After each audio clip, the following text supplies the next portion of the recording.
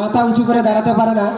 গাড়িতে চলাফেরা করার সময় জানালায় হাত কিংবা মাথা রাখবেন না। অপরিচিত লোকের দেওয়া কিছু খাবেন না। যেখানে সেখানে ফ্যাক্টরির ভিতর ধূমপান করবেন না। এক সেকশনের প্রোডাক্ট অন্য সেকশনে গিয়ে খাবেন না। সেকশনের প্রোডাক্ট দিয়ে সকাল কিংবা বিকেলে নাস্তা করবেন না। ভাই আমাকে অনেকে চিনবেন, কারণ চিনারের কথা, কারণ গ্রাম বাংলার 64 জেলার 68,000 গ্রামের টেকনাফ থেকে তেঁতুলিয়া, রূপসা থেকে পাটুরিয়া, নোয়াখালী, পটুয়াখালী, নোয়াখালী সব জায়গায় আমাকে দেখে থাকবেন। ভাই সবারই চুলকানি আছে। আজকে আমি একটি রোগের মলম নিয়ে আসছি। রোগটির নাম চুলকানি। ভাই এ চুলকানি স্যার মানে না, ম্যাডাম মানে না, বউ মানে না, জামাই মানে না, জায়গা বেজায়গায় চুলকায়। নতুন প্যান্ট কিনছেন, প্যান্টের দুই পকেটে হাত ঢুকায়া কুটকুট কুটকুট করে খালি চুলকায়।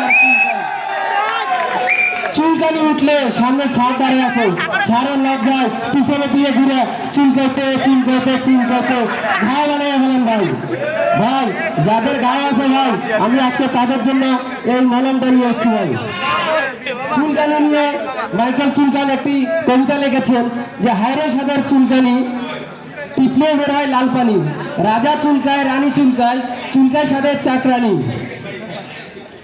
ভাই আজকে আমি আপনাদেরকে আমার মলমটি দেখাবো। মলমটি আপনারা যদি বাইরে কিনতে যান, মলমটি প্যাকেটের মূল্য 100 টাকা। সেখান থেকে 50% ডিসকাউন্টে 50% ডিসকাউন্ট দিলে থাকে 50 টাকা।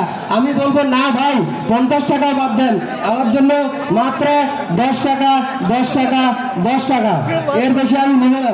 কারণ এই 40 টাকা দিয়ে আপনারা যারা বরফা থেকে যাতায়াত করেন তাদের জন্য আমি ডিসকাউন্ট দিয়ে দিলাম। ভাই ভাই চুলকানির কারণে যারা সবসময় জ্বালাপোড়া করেন, চুলকাতে চুলকাতে লাল পানি বের হয়ে যায়, পরে মুখে যদি রসের গোল্লা দেন ভাই সেই স্বাদ লাগে।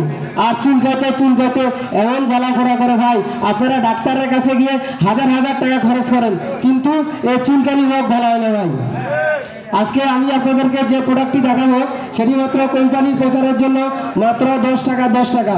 যদি নিতে চান আমার কাছে দ্রুত চলে আসেন। কিন্তু